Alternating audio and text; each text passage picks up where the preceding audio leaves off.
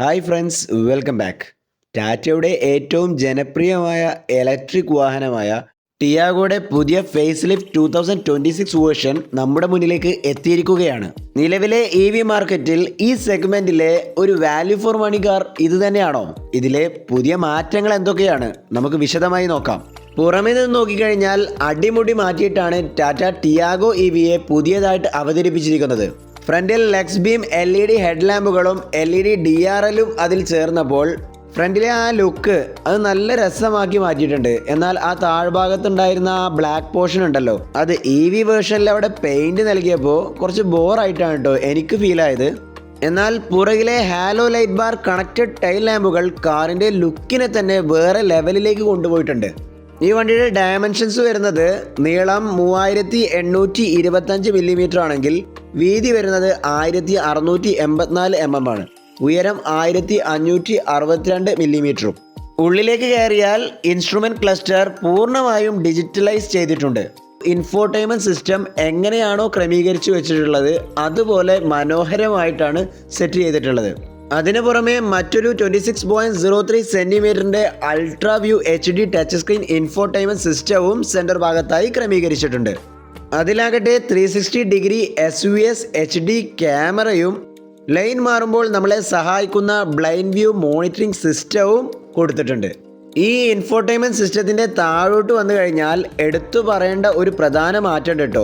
അതായത് നമ്മളെ പഞ്ചിലും എന്തോ അവർ വലിയ സംഭവമായി കാണിച്ചിരുന്ന ഫിജി ടച്ച് പാനൽ എന്നൊക്കെ പറഞ്ഞിട്ടുള്ളൊരു ഫീച്ചറായിരുന്നു അവിടെ. അതായത് വണ്ടിയിൽ സ്വിച്ച് ഉണ്ടാവില്ല, ആ ഭാഗത്ത് ജസ്റ്റ് ഇങ്ങനെ സിമ്പലുകൾ മാത്രം ഉണ്ടാവും.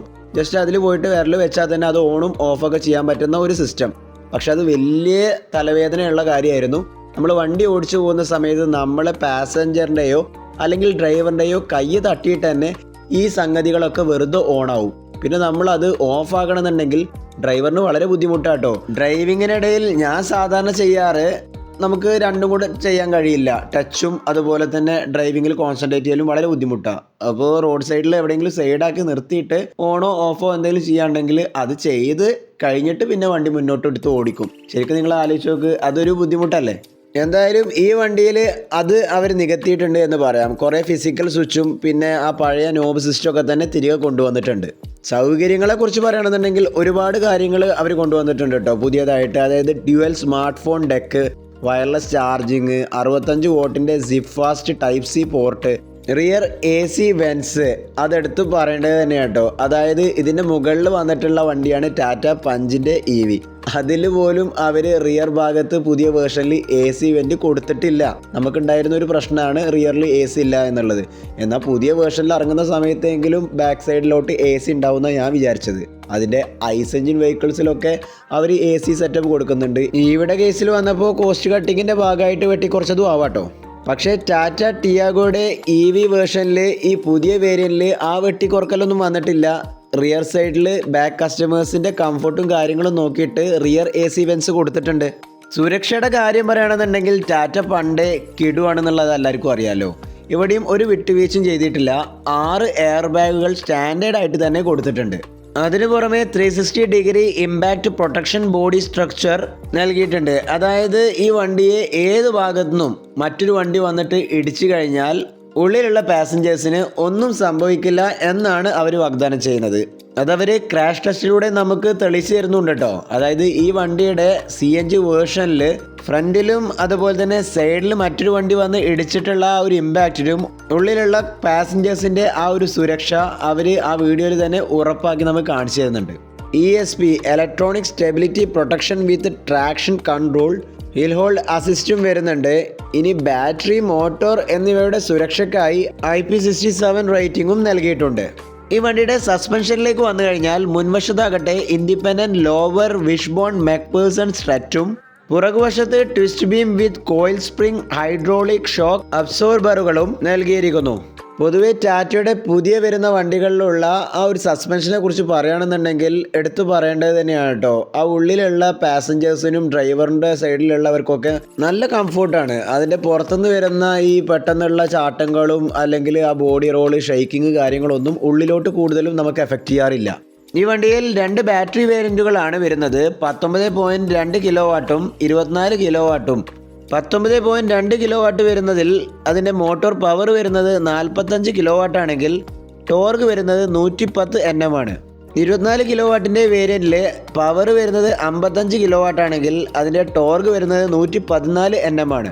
ഈ രണ്ട് വണ്ടികളിലെയും ചാർജിങ് സമയങ്ങൾ നോക്കുകയാണെന്നുണ്ടെങ്കിൽ 3 തരത്തിലുള്ള ചാർജിങ് ഫെസിലിറ്റിയാണ് നമുക്കുള്ളത് കേട്ടോ. ഒന്ന് 3.3 കിലോ വാട്ട് വരുന്ന പോർട്ടബിൾ ചാർജർ, അതായത് നമുക്ക് എവിടേക്കും കൊണ്ടുപോകാൻ പറ്റുന്ന ആ ഒരു ചാർജർ, നമ്മളെ പവർ പ്ലഗിലോ കണക്ട് ചെയ്യുന്ന ചാർജർ.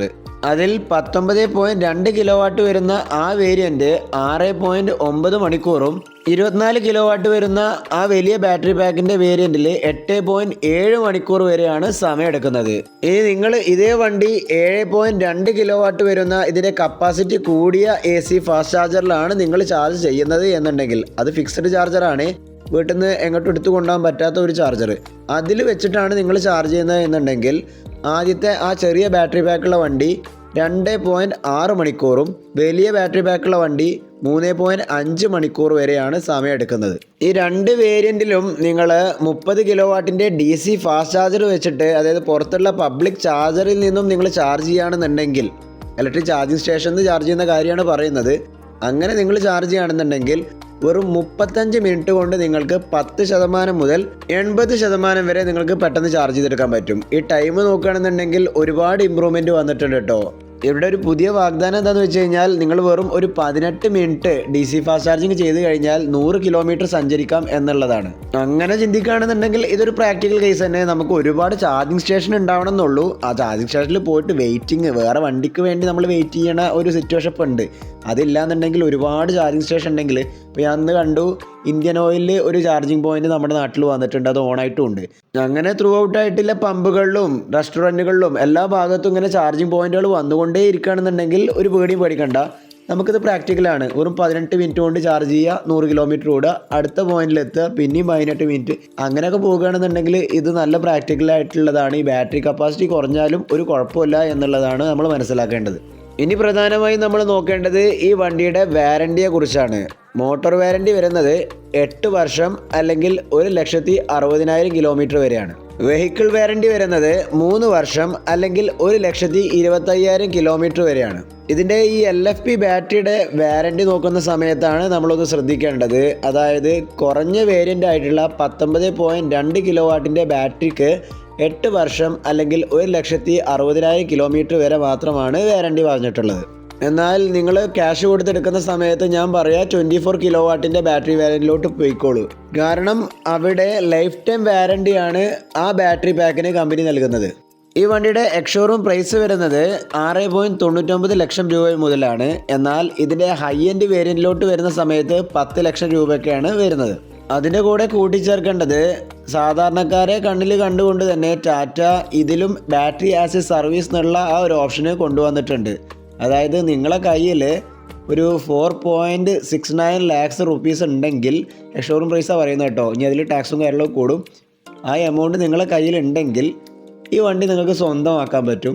പിന്നെ ബാറ്ററിയുടെ എമൗണ്ട് നിങ്ങളൊരു കിലോമീറ്ററിന് 2 രൂപ എന്നുള്ള നിരത്തിൽ ടാറ്റയ്ക്ക് ഒരു EMI രൂപത്തിൽ ഒരു ബാങ്ക് ലോൺ ഫെസിലിറ്റി അവർ പ്രൊവൈഡ് ചെയ്യുകയാണ്. അത് എത്ര വർഷം കറക്റ്റായിട്ട് എനിക്കറിയില്ല.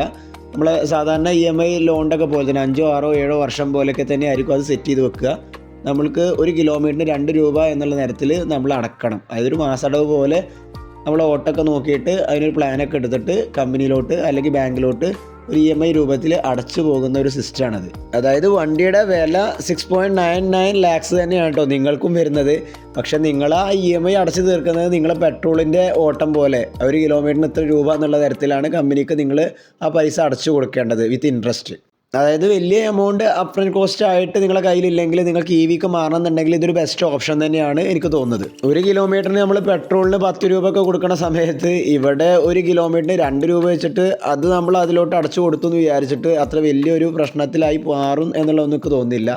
ഇനി നിങ്ങൾ എന്തായാലും കാൽക്കുലേറ്റ് ചെയ്തോളൂ, EVയിലോട്ട് മാറാനുള്ള പ്ലാൻ ഉണ്ടെങ്കിൽ. ഓക്കെ, നമ്മുടെ വീഡിയോ നിങ്ങൾക്ക് എല്ലാവർക്കും ഇഷ്ടപ്പെട്ടിട്ടുണ്ടെങ്കിൽ ലൈക്ക് അടിക്കുക, സബ്സ്ക്രൈബ് ചെയ്യുക, കമൻ്റ് ഒക്കെ അടിക്കുക, നിങ്ങളുടെ ഫ്രണ്ട്സുമായിട്ടൊക്കെ ഒന്ന് ഷെയർ ചെയ്യുക. അടുത്ത വീഡിയോയുമായി നമ്മൾ തമ്മിൽ കണ്ടുമുട്ടുന്നത് വരെ I am going to signing off. This is your friend Fasi Muhammad.